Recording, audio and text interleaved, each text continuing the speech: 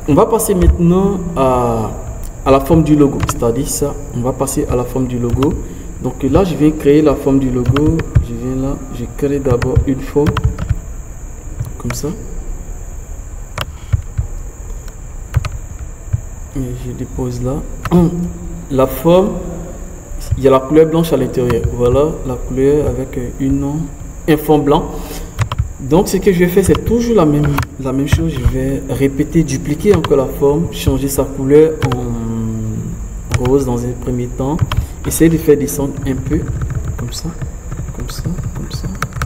Faire descendre un peu, comme ça. Donc je vais dupliquer encore une fois la couleur blanche. D'accord. Je vais changer la couleur maintenant, cette fois-ci en jaune. Et je vais faire bouger sur de l'autre côté un peu comme ça. Faire entrer comme ça.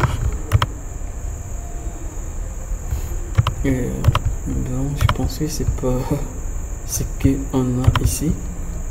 Je pense que c'est pas bien grave. Je vais appliquer ce qu'on appelle l'homme porté, tout simplement.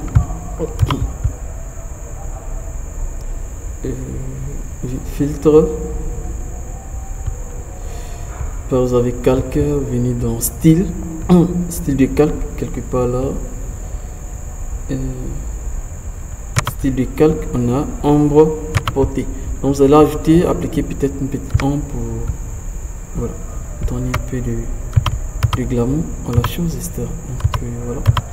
Je pense que c'est pas mal. Donc maintenant, moi je vais prendre mon logo, je viens déposer. C'est à vous maintenant, c'est avec l'outil test pour créer un logo rapidement pour le boulot. Je vais agrandir juste un peu. Ok.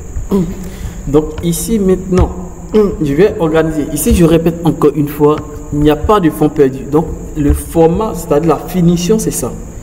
Quand ils vont aller imprimer, découper, ils vont avoir ce format-là parce qu'il n'y a pas de fond perdu. Si on veut ajouter le fond perdu, ça sera peut-être une longue vidéo. On doit aller créer des repères, tout et tout. Donc voilà, je n'ai pas ajouté le fond perdu. Donc faites très attention, définissez vos marques de sécurité dès maintenant. Nous avons les règles qui sont juste là. Pour ceux qui n'ont pas ça, faites CTRL R, CTRL plus R, CTRL R. Et maintenant, vous envoyez le curseur vers là, juste à côté là pour positionner vos repères. C'est-à-dire, pour positionner vos repères ici, vous pouvez aller directement définir des repères pour avoir votre propre marque de sécurité et aussi définir les repères tout simplement. Et ici, comment cette chose se passe, on va essayer de voir ensemble. Je viens dans affichage, je vais effacer le repère tout simplement. Donc vous pouvez venir là, si vous avez la possibilité de dire, bon moi je vais mettre ma marque de sécurité à 4 cm. Donc venez dans nouvelle disposition des repères tout simplement. Et ici vous allez mettre, moi je vais mettre 3 cm parce que 4 c'est trop, 3 cm tout simplement. Et je pense que la marge 3 cm 3 cm c'est trop, je pense c'est plutôt 3 mm 3 mm, voilà. 3 mm et on va essayer d'appliquer comme ça 3 mm ici, 3 mm ici, 3 mm.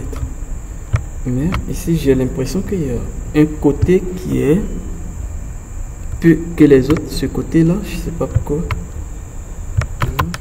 3 mm, je sais pas pourquoi c'est sur un peu. Je fais ok pour voir.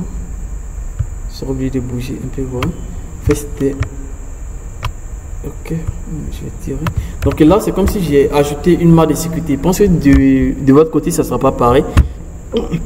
Donc maintenant on va procéder avec le fond. Voilà, puisque moi j'aime pas faire des cartes de visite avec ce fond directement blanc. Voilà, moi est-ce que peut-être le prix d'impression n'est pas trop. Voilà, le client a demandé à ce qu'on réduise un peu le prix d'impression, etc. Donc là il faut pas mettre assez d'éléments à cause de l'encre, etc. Donc là je vais ajouter un fond. J'ai déjà mes images qui sont là. Document, carte de visite. peut-être que je vais laisser des images dans la description, un lien qui va vous permettre de télécharger tous ces fichiers. Voilà, donc vous allez télécharger le fichier directement sur le Cloud Mega. Voilà, peut-être, je ne sais pas. Peut-être, donc là, je cherche le fond. Je pense cette image comme un fond. Donc je clique, je dépose cette image là. Vous avez la possibilité aussi d'importer, ça va dépendre de vous. Vous pouvez importer l'image très facilement. Pour importer, vous venez là, fichier, importer et incorporer. Ça dépend de vous. Vous allez cliquer sur importer, incorporer. Venir et cliquer comme cela, importer. Une fois importé, vous pouvez agrandir là, comme ça. Et après, maintenant, on va faire descendre, puisque c'est le fond. Donc, on va faire descendre là, en arrière-plan. Super. Et maintenant, moi, j'aime pas aussi laisser le fond comme cela quand c'est un background. Donc, un background doit toujours avoir l'aspect un peu flou. Donc, je clique là pour flotter un peu. Voilà, le background un peu du genre comme ça. Voilà. Et le background n'est pas totalement rempli. Donc, il faut appliquer ce qu'on appelle les masques de fusion pour essayer de casser un peu. Voilà, voilà, c'est une partie. Donc là, j'applique un masque de fusion, voilà, plutôt. Donc je vais prendre mon outil pinceau avec raccourci clavier B. Donc je prends toujours la couleur noire pour essayer de gommer cette partie comme cela. C'est trop parti. Ok, je vais faire ce côté, appliquer ce côté comme cela. Voilà. Après avoir fini, maintenant je vais réduire un peu l'opacité de mon image comme ça. Voilà, pas mal. Maintenant on va créer maintenant des images d'incrustation, c'est-à-dire quelques images qui symbolisent un peu notre l'entreprise en quelque sorte, puisque c'est dans le milieu de la décoration et autres. Donc il va falloir trouver certaines images, mais les images que j'ai choisies ici peut-être n'ont rien à voir avec ce que nous sommes universitaires. Je devais trouver des images pour pouvoir utiliser comme exemple en fait. Donc ce sont ces images là que j'ai trouvées assez intéressantes. Donc vous pouvez trouver des images qui sont similaires à vos différentes activités et puis essayer. Il peut faire double clic là dans l'espace et puis venir avec l'outil. Je vais essayer d'agrandir le deuxième ellipse.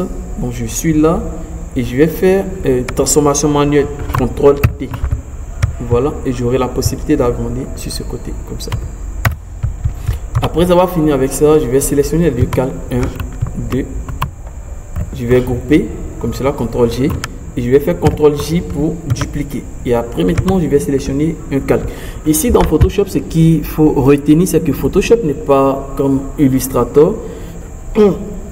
Photoshop, si vous cliquez sur un logiciel, même si le logiciel est groupé, ça ne sélectionne pas les éléments. Si vous cliquez, si les logiciels sont groupés, c'est-à-dire sont dans un groupe, que vous cliquez sur un objet, ça sélectionne uniquement que l'objet. Donc c'est mieux de venir cliquer sur le groupe entier et maintenant essayer de bouger un peu sur ce côté là. Donc je bouge ça encore, je pense que c'est bon. Je vais dupliquer encore une deuxième fois comme ça et je vais faire descendre un peu encore comme ça. Je respecte un peu la zone de sécurité parce que la zone de sécurité, on ne sait pas. Peut-être au découpage, la machine peut décaler juste un peu, mais il faut avoir une zone de sécurité. C'est-à-dire, même si c'est la finition, mais il faut avoir une idée de pouvoir mettre des informations à l'écart des bordures. En fait, il ne faut pas savoir être trop proche des bordures. C'est pas vraiment. On ne recommande jamais ça. Voilà, donc il faut vraiment faire attention à ça. Ok, donc maintenant je vais appliquer l'ombre portée à toutes ces informations. Donc, je fais là. J'ai déjà appliqué l'ombre portée ici. Donc ce que je vais faire, je clique sur le calque, je vais faire CTRL et clic droit, copier le style de calque. Et maintenant je vais cliquer sur les parties jaunes, les calques jaunes.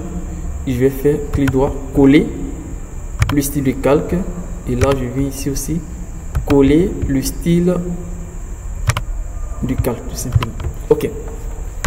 Encore, ce qui est encore plus intéressant dans Photoshop, c'est que si vous sélectionnez un calque et que vous importez un élément, le calque de l'élément vient directement se mettre à côté du calque dont vous avez sélectionné. Donc ici, moi, je vais faire ce qu'on appelle le masque d'écrêtage. Donc ici, mettre les images dans les différentes formes blanches que j'ai laissées. Donc je vais cliquer d'abord sur la première forme, vous voyez, la première forme, ellipse, 2 copies. Donc là, quand je vais aller faire, je vais importer mon élément, je viens là, importer, incorporer. Je vais cliquer sur par exemple celui-là, je fais importer et directement le calque de l'élément vient se mettre à côté du calque qui était sélectionné auparavant. Donc je vais réduire un peu la taille, c'est encore plus intéressant lorsque vous avez plusieurs calques. Donc une fois que je valide la taille, je vais faire clic droit, créer une masse d'écritage tout simplement. Ok. Deuxième, je sélectionne la deuxième forme blanche comme ça. Je viens fichier, importer, incorporer, sélectionner les jus et directement ça se met à côté là. Je vais réduire. Ok, je pense que c'est bon. Je vais faire monter juste un peu comme ça. Clic droit, créer un masque d'écritage. Ok, donc on a fini avec le jus. Je vais cliquer sur la forme blanche encore une fois. Je fais pas de recherche. Il doit faire cette partie. Importer et incorporer. Je vais envoyer le gâteau cette fois-ci. Réduire un peu encore.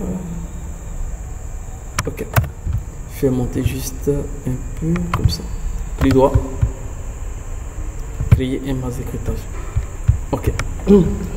On a ça maintenant, c'est qu'il faut retenir maintenant. On a fini avec tous ces décors, tous ces éléments assez intéressants maintenant. Donc, je ne sais pas quel niveau vous êtes actuellement. Donc, si vous avez un problème, voilà, n'hésitez pas à lui laisser un message dans les commentaires. Je pense que j'ai laissé mon WhatsApp dans les vidéos précédentes. Je ne pense plus laisser mon WhatsApp dans les vidéos, voilà, parce que souvent ça mène des messages que j'ai pas le temps même de répondre, etc. Donc voilà, vous pouvez laisser dans les commentaires ou je sais pas. Ceux qui ont mon WhatsApp, vous pouvez m'écrire directement. Ceux qui n'ont pas, voilà, je vous conseille de laisser un message peut-être dans les commentaires. C'est pas bien grave, je vais prendre le temps de répondre. Soit peut-être vous écrire directement sur WhatsApp si vous avez laissé aussi vos contacts. Voilà. Il y a déjà le mail du HK Academy, donc vous pouvez écrire directement sur le mail.